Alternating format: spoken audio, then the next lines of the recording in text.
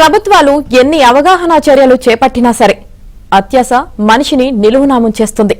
పోలీసులు మీడియా ఎన్ని జాగ్రత్తలు చెప్పినా సరే ఈజీ మనీకి బ్రేక్ పట్టం లేదు.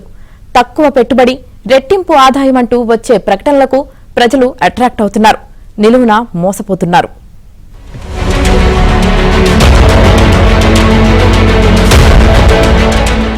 సైబర్ క్రైమ్ ఫోన్ చేసే ప్రతిసారి జాగ్రత్తగా ఉండాలంటూ వచ్చే ప్రకటనలు జనగామ జిల్లా వాసులు పెద్దగా పట్టించుకున్నట్లు లేదు.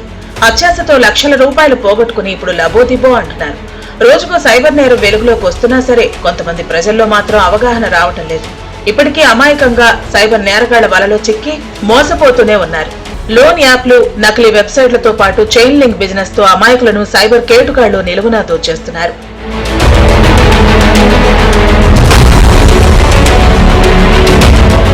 పెట్టుబడికి రెట్టింపు ఆదాయం ఇస్తామంటూ సైబర్ కేటుగాళ్లు జనగామ జిల్లా వాసులను మోసం చేశారు. ఏకంగా 20 కోట్ల రూపాయల మేర నిలువునా దోచేశారు.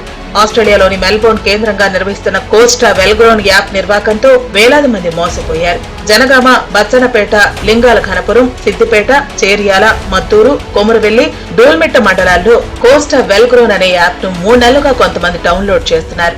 చైన్ సిస్టమ్ కు చెందిన ఈ యాప్ లో ఒకరు లాగిన్ అయి ఇతరులను చేర్చాల్సి ఉంటుంది. అలా చేరిన వారికి యాప్ లో ఫ్రూట్స్ పేరుతో కొన్ని రకాల ఆప్షన్లు కనిపిస్తాయి. ఇందులో 1000 రూపాయల నుంచి ఎంతైనా పెట్టుబడి పెట్టే అవకాశం ఉంటుంది. ఇలా పెట్టుబడి పెట్టిన వారికి డబుల్ పేమెంట్ ఇస్తామంటూ ఆఫర్లు కనిపిస్తాయి. 10,000కు 50,000, లక్షకు 5 లక్షల రూపాయలు వస్తాయంటూ యాప్ లో కనిపిస్తుంది.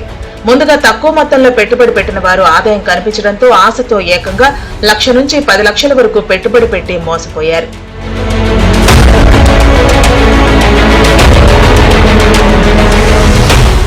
మూడు నెలల పాటు సజావుగా సాగిన కోస్టా యాప్ వ్యాపారం పెట్టుబడులు పెరగడంతో అసలు రూపం బయటపెట్టింది.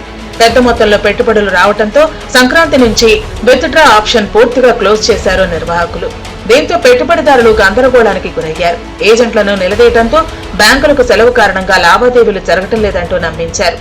చివరికి పండుగ తర్వాత కూడా విత్డ్రా కాకపోవడంతో మోసపోయామని బాధితులు ఆవేదన వ్యక్తం చేస్తున్నారు. ఏజెంట్లు కూడా తమకేం తెలియదని చెప్పడంతో పోలీసులకు ఫిర్యాదు చేశారు.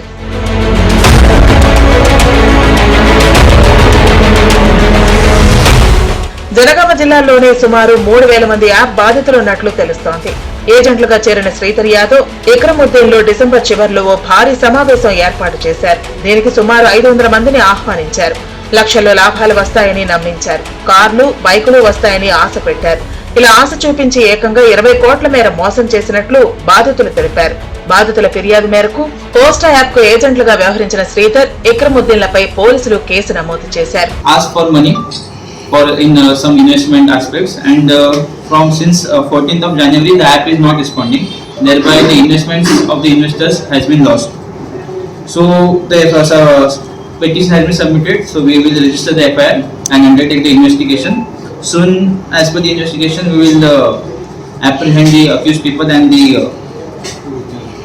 management behind this app.